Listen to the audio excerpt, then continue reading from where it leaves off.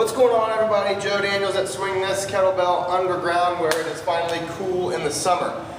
I wanted to show something that I've worked on for many years as far as helping people get more glute engagement for their kettlebell swings.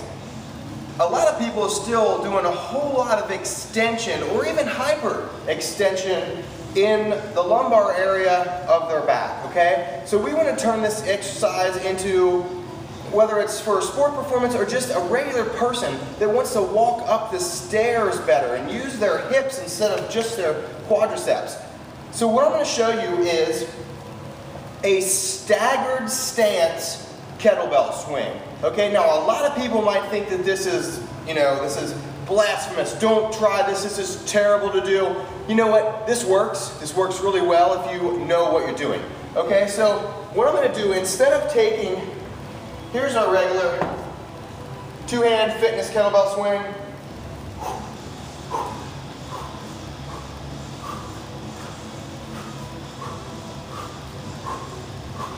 Forward.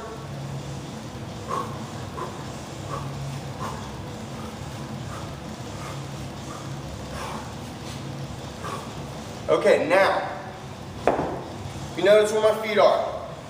I'm not going to change anything on my stance except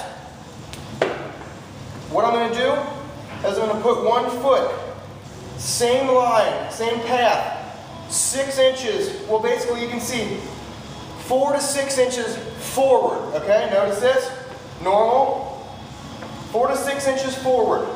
I'm going to maintain my hips in the same direction that I was facing before. Now, what I'm going to do is, as I come up from the swing, this one hip of the leg that is slightly behind the other will extend and the glute will reach end range of motion first.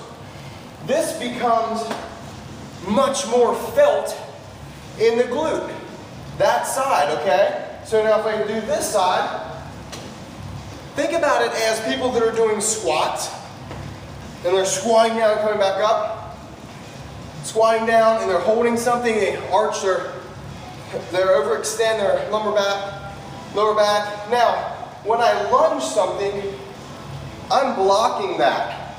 I have hip flexion and extension, which helps stabilize my torso and hips, stabilize my hips, okay? Versus that, for people that have an issue. So here, I'm stabilized, I block my hips, I can stabilize and press versus arching up, overarching in the lower back. So now, here goes the kettlebell swing. We're gonna set up like we normally do. We're gonna step 4 to 6 inches forward. No change in the foot position, hips are the same area. Hike back.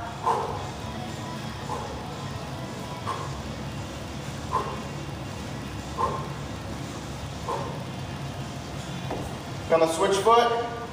4 to 6 inches difference. If you can see, I'll scoot over here a little bit more.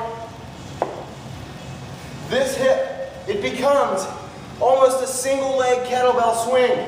This leg, this hip doing most of the work. This leg is just stabilizing, okay? So I hike back.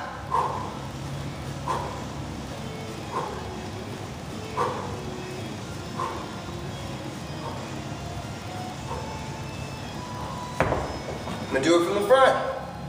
Here's the kettlebell for reference. Normal stance. Half a step.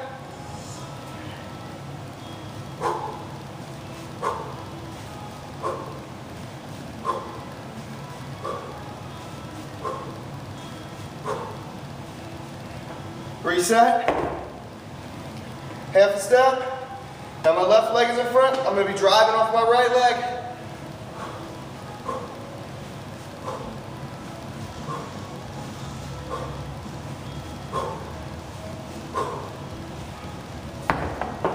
It becomes so much glute.